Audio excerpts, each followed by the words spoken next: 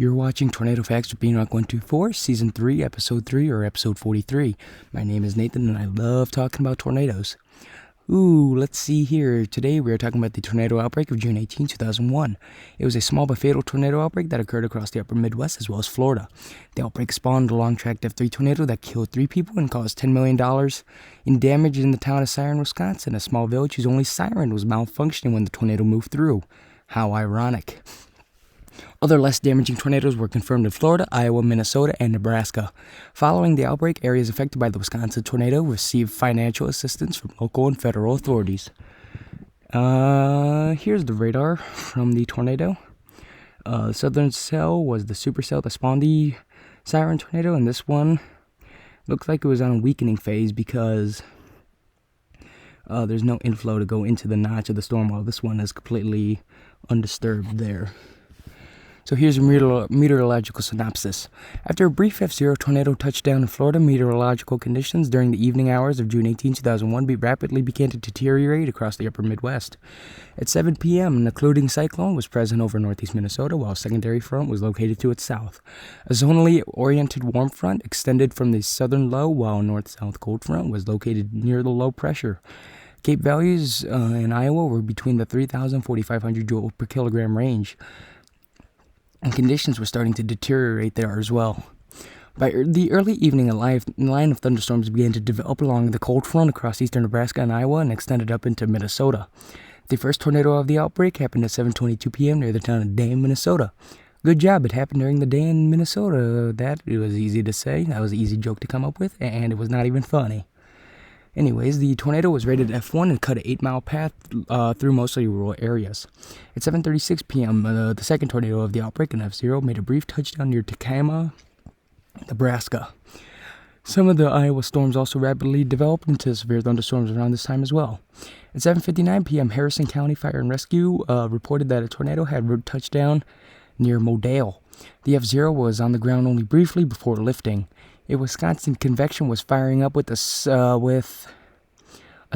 near the Minnesota state border, and an enhanced V signature became evident on one cell.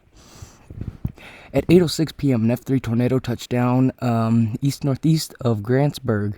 This tornado continued in an eastward direction, moving toward the towns of Alpha, Fallon, and Siren.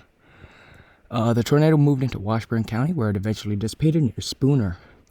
The last tornado of the outbreak occurred near Glidden, Iowa, and it was rated an F0. Many other storms also caused hail and wind damage across the Midwest in association with this outbreak.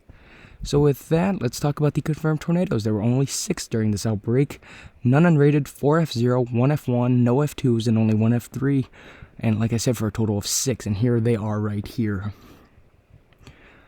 Iowa was the only state with more than 1 tornado during this outbreak, so that's nice. The Siren tornado was the outbreak's only fatal storm, killing 2 people and injuring another 16. Damage from the tornado was estimated at approximately $10 million. The tornado caused the most damage in the village of Siren, where most structures were completely destroyed. 240 buildings were damaged or destroyed by the tornado, and over 100 firefighters helped rescue people trapped in buildings and clean up. Residents reported cows and other livestock flying through the air during the tornado. Hey! That sounds familiar to something that came out 5 years previous to this tornado.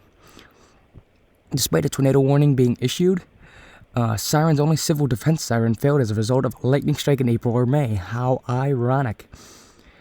The police took to the streets, sounding their horns and shouting warnings to local residents. The siren system had been scheduled to be repaired the following week. How funny. Following the Siren tornado, Wisconsin Governor Scott McCollum declared a state of emergency. Milwaukee's American Signal Corporation donated a T-121 siren to the village. A little bit too late for that, but okay. The village of Siren received a state grant of $500,000. Burnett and Washburn counties received $250,000 from the U.S. Department of Labor to help rebuild. So with that, that's Nathan's... I did this again. I almost did it, but I didn't say the full thing this time. So with that, that's Tornado Facts with Beanrock124, Season 3, Episode 3, or Episode 43, talking about the tornado outbreak of June 18, 2001. And with that, goodbye.